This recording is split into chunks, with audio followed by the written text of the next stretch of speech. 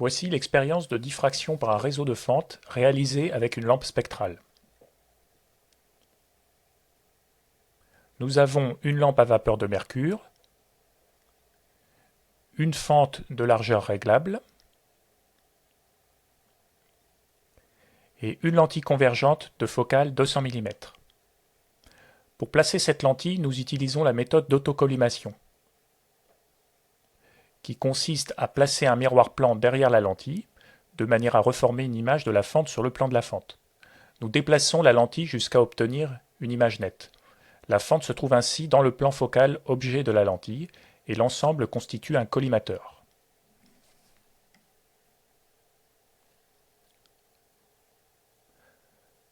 Pour observer la figure de diffraction, nous avons une lentille convergente de focale 200 mm et un écran placé au foyer image de cette lentille.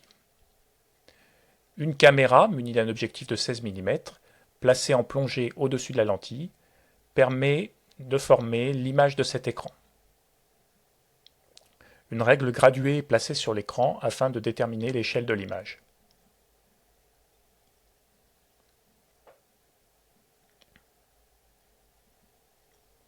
Nous voyons l'image de la fente sur l'écran.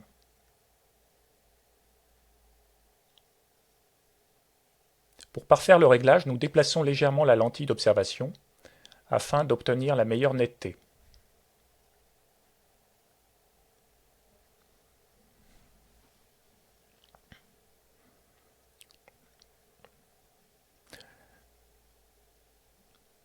Nous plaçons à présent le réseau juste derrière la lentille, éclairé en incidence normale par le faisceau collimaté.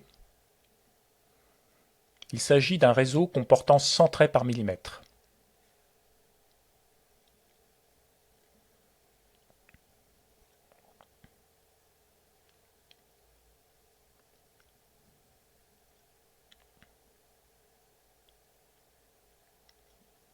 Sur la figure de diffraction, nous repérons l'ordre 0, qui coïncide avec l'image de la fente en l'absence de réseau. Nous voyons à droite l'ordre 1 pour 3 raies émises par le mercure, une raie bleue, une raie verte et une raie jaune-verte. Nous voyons aussi plus à droite l'ordre 2 et à gauche l'ordre -1, dont la raie bleue est invisible, et l'ordre -2. Ce réseau est conçu pour donner des interférences à l'ordre 1 beaucoup plus lumineuses. C'est donc à cet ordre qu'il doit être utilisé pour la spectroscopie. Nous relevons la position de la raie verte et de la raie bleue.